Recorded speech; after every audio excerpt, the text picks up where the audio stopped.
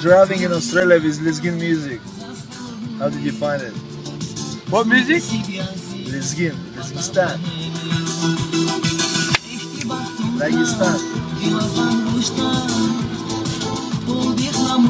Now I need a wife behind of the car. I have a house. I have a car.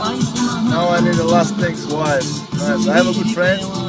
Now I need a good wife. Muslim wife. Covered. Hijab. Good Muslim girl. That's it.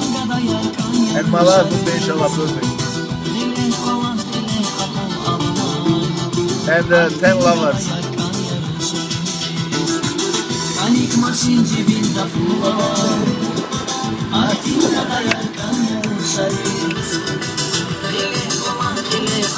Good news, Australia.